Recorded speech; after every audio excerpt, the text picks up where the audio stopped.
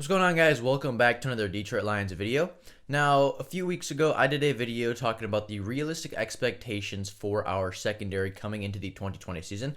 And in that video, I gave my prediction for what kind of stats I believe Jeffrey Okudah will have for in the 2020 season as a rookie.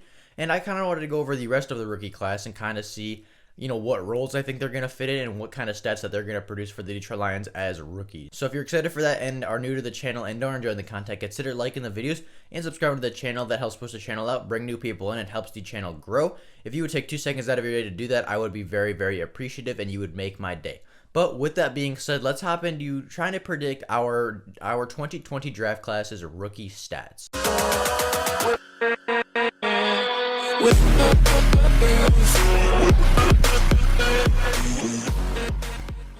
As I said, I've done Jeffrey Okudah before, so if you want to see how I got these numbers, you can go back to the secondary expectations video. Link will be in the description for that, and you can just kind of go and see how I got these numbers. But I will list them again just because Jeffrey Okudah is a rookie. I have Jeffrey Okudah having 3 to 5 interceptions, 10 to 14 passes defended, a forced fumble, and a fumble recovery. Jeffrey Okudah is one of the best Ohio State cornerbacks to come out of Ohio State in a very long time. And just based on what other Ohio State cornerbacks have done in the past, I have Jeffrey Okudah having these kind of stats, which could be good enough for Rookie of the Year and definitely the best cornerback on the Detroit Lions roster. But as I have done Jeffrey Okudah before, I didn't want to spend too much time on him and repeating the same information. So moving on to our second pick, DeAndre Swift, taken 35th overall in the 2020 NFL Draft. Looking at previous Georgia running backs to come out of the draft very high in recent years. Obviously, you have guys like Nick Chubb, Sony Michel, and Todd Gurley. So DeAndre Swift has a lot to live up to as far as these guys. Nick Chubb in his rookie season had 192 rushing attempts for 996 yards and 8 touchdowns. Sony Michel in his rookie season had 209 attempts for 931 yards and 6 touchdowns. And in Todd Gurley's rookie season, where he won Offensive Rookie of the Year, he had 229 carries for 1,106 yards and 10 touchdowns.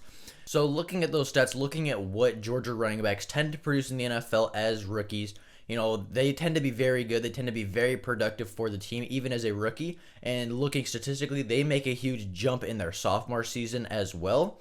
And, while this isn't a prediction for their career, I think that DeAndre Swift is going to follow in the footsteps of his former Georgia running backs. I think that he will have a very good rookie season. I think he will get 180 to 200 attempts, 200 carries, while having 950 rushing yards and 8 rushing touchdowns. Just as a team average last year, NFL teams averaged 418 rushing attempts a season. I think it's realistic to think that DeAndre Swift gets about half of those carries. I think DeAndre Swift gets half. I think Kerryon Johnson gets half. I think Jason Huntley and Bo Scarborough get a few each game. And mostly Jason Huntley because he's so explosive. All he needs is one carry to take it to the house. So I think you got to get him touches. I think Bo Scarborough is going to be a really good goal line back for his, just because he's so big and so powerful. So I think, 180 to 200 carries is pretty realistic for what to expect out of DeAndre Swift. And obviously going off of what other former Georgia running backs have done in their rookie season, I think 950 yards and 8 touchdowns is a very realistic expectation. And that would be a very good season for the Detroit Lions. We haven't had a 900-yard rusher or a 1,000-yard rusher in a very long time. So a rookie running back putting up 950 yards in his rookie season is going to get the fans of Detroit very, very excited for the future. Now moving on to our first third-round pick. At pick 67, the Detroit Lions selected Julian Okwara, pass rusher out of Notre Dame. Now, this was kind of tough to look at because Notre Dame hasn't produced a ton of pass rushers recently. The most recent one to compare to is really Stephon Tuitt, who was drafted in 2014 in the second round. Now, he averages about 4 sacks a season, a couple turnovers this season. But he's not really the same player as Julian Okwara. I then tried to compare him to his brother, but his brother was an undrafted free agent and really didn't play a whole lot until he got to the Detroit Lions. So I didn't think that was really fair to compare either. However, I did compare him to Devon Kennard. Now, I did this for a couple reasons. They have very similar builds, very similar body types. They are both going to play the same position and the same role on the Detroit Lions defense. And I think that they are fairly similar players as far as pass rushing ability. Devon Kennard is a little bit more technique based and he's not quite as athletic. Julian Okwara is a little bit more athletic, not quite as technically sound. However, I think under Matt Patricia is going to put Julian's athleticism to use. He's going to help Julian really learn the technique, learn a lot of different pass rush moves that he can use and add to his arsenal with all that athleticism, so that Julian doesn't have to solely rely on his athletic ability. He can have technique, he can have skill, and couple that with his athleticism and really be a fearsome pass rusher in the NFL. However, and Devon Kennard, in his 2 years with the Detroit Lions, had 7 sacks a season. He had 14 sacks with the Detroit Lions in 2 seasons, averaging 7 sacks a season. I don't think Julian Okwara quite gets there. I think he has about 5 sacks, 10 QB hits, a forced fumble, and a fumble recovery. I still think he has a very productive season as a defensive or as a edge rusher for the Detroit Lions. I don't know if he'll play as much as Devon Kennard. I think that they'll rotate that edge rusher position a little bit. I think Austin Bryant will play a little bit of that position. I think Julian will play a little bit of that position. And I think even maybe Jared Davis might play a little bit of that edge, outside linebacker role. So I don't know if Julian will get quite as many snaps as Devon Kennard, but I think that he will be a very productive rookie for the Detroit Lions and a third-round steal for us. Now moving on to our second third-round pick, obviously Jonah Jackson, a guard out of Ohio State. Now, why offensive linemen are kind of hard to predict stats because there aren't a lot of things to go off of and we don't know how they're going to transition into the NFL, I'm going to tell you the role that I think that they're going to have and kind of what to expect from them since there aren't a lot of stats. I would expect Jonah Jackson to step in day one and be a starting guard for the Detroit Lions, whether that be on the right or the left side. He's shown that he can do both. He's shown that he can be productive on both the right and left guard position, and I think he steps in wherever the Detroit Lions need him to step in, and he is going to be a full-time starter for the Detroit Lions on the offensive line. Now moving on to Logan Stenberg, our second guard taken in 2 picks. I think Logan Stenberg has a kind of reserved role. I think he'll be a very good run blocking guard for the Detroit Lions. I think he'll come in on early downs when we look to run the ball or late in games when we're up and looking to bleed the clock. I think that he's going to come in and be a phenomenal run blocker, but I don't think he plays every snap because he struggles in pass protection sometimes. He draws a lot of penalties in pass protection, and it's not his strength. He's not horrible at it. He's gotten better at it every single year at Kentucky. He improved at his pass blocking. It's just not a strength of his. He is a run blocking guard. That's why we drafted him. He's gonna be in on running plays. He's gonna blow over defensive tackles. He's gonna get to the second level and destroy linebackers, open up huge holes for DeAndre Swift and Kerryon Johnson and Jason Huntley to run through. And he's gonna be a very big role player for the Detroit Lions, but he will not be a starter. And in the 4th round, if you can get a very nasty guard that's gonna open up huge holes for you in the run game, I'm as a fan, I'm not gonna complain about that. I think it was a pick well spent, and I think even though Logan Stenberg won't be a full-time starter, I think his role is going to be pretty big. I think he's going to have a lot to do in the run game, and I think he will be a fan favorite because just the power and the tenacity that he brings to the offensive line. And moving on to pick 166, the Detroit Lions selected a wide receiver named Quintez Cephas out of Wisconsin. Now, while Wisconsin is more of a run-first school, Quintez Cephas still had over 900 yards and 8 touchdowns. Now, I would expect his role next year to be I would expect Cephas' role next year to be kind of a backup slot receiver to Danny Amendola. He kind of fits that position a little bit better than any other wide receiver.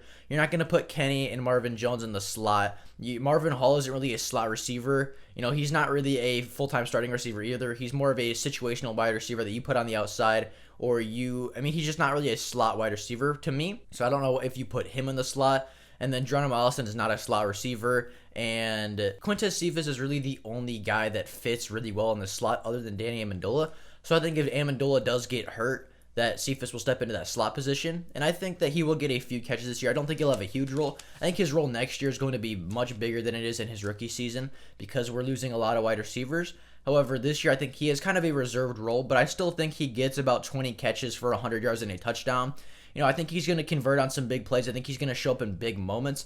However, I don't think he's going to get a bulk of, targets or receptions for the Detroit Lions with all the receiving talent and depth we have on the roster right now. But I do think he has some impact his rookie season. Moving on to Jason Huntley, the running back out of New Mexico State. This is a guy that I am very high on. I think he will be a huge contributing factor to the Detroit Lions.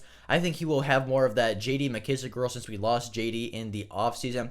I think that he's a J.D. McKissick that runs in the 4.3s. I think he's just a faster, more explosive, and kind of more versatile J.D. McKissick. I think he's going to get a lot of those end arounds, a lot of those reverses, a lot of the pitches, a lot of the outside stuff. Because if he can turn the corner and, make one guy miss, he can take it 70 yards to the house. I mean, if he's open in space, you're not going to catch him. He's too fast, too explosive, too elusive. And I think that he's going to get carries this season. I think he's going to get touches because if you get this guy touches, he's going to get you touchdowns. So in my opinion, I think he's going to have a J.D. McKissic role, as I said. And last year with the Detroit Lions, J.D. McKissic had 38 rushing attempts for 205 yards. He also had 34 receptions for 233 yards and a touchdown. So I think Jason Huntley has very similar stats. I think he gets about 30 attempts in the season, about 200 yards and 2 touchdowns. I think he breaks off a couple big runs with 30 attempts. I think at least 2 of those you have to say are big touchdown runs. And then I think he gets about 30 receptions also for about 250 yards and another touchdown. As I've said before, I think he's just too talented. I think he's too explosive to not get him touches. And in a J.D. McKissic role, he'll be in the slot a little bit. He'll be in the backfield a little bit. He can do a lot of different things for you, and he'll also be a kick and punt returner. So, he's going to get touches. He's going to break off a lot of big plays for the Detroit Lions and add a big play element to this offense. And I think even though this was the second running back taken in a draft, and after we have guys like Ty Johnson, Bo Scarborough, and Kerryon Johnson already on the roster, I still think this is a good pick because this is going to allow the Detroit Lions to probably cut Jamal Agnew because he's only a punt and kick returner, which Jason Huntley can do. Probably cut Ty Johnson because Jason Huntley does a lot of the same things as Ty, but he does it a little bit better. You can just get rid of some of the guys that aren't as versatile, aren't as good at a lot of things, and I think Jason Huntley gives you flexibility to put him at a lot of different positions and still expect him to produce.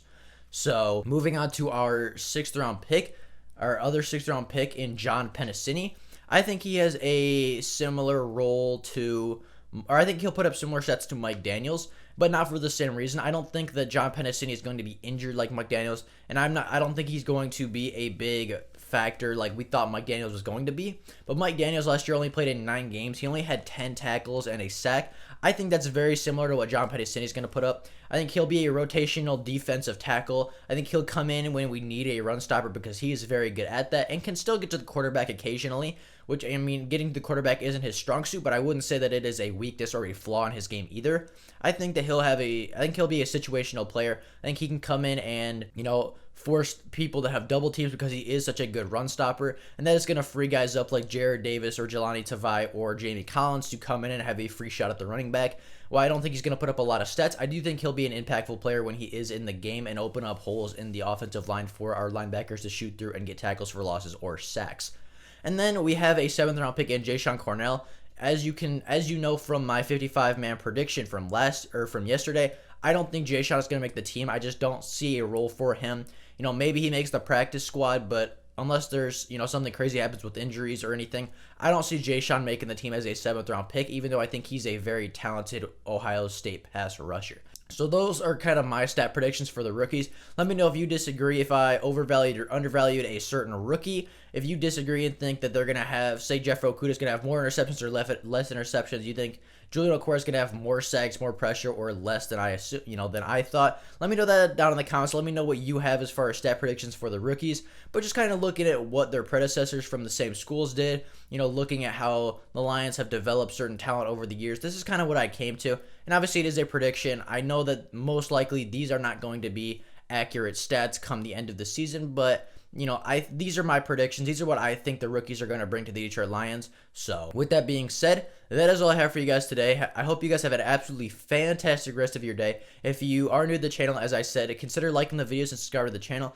Taking 2 seconds out of your day to make mine. If there is Lions news before tomorrow, I will obviously make a video letting every single person know. But until then, that is all I have for you guys right now. Have an absolutely fantastic day. Thank you all so very much for watching, and I will see all of you guys on the next video. Bye, guys.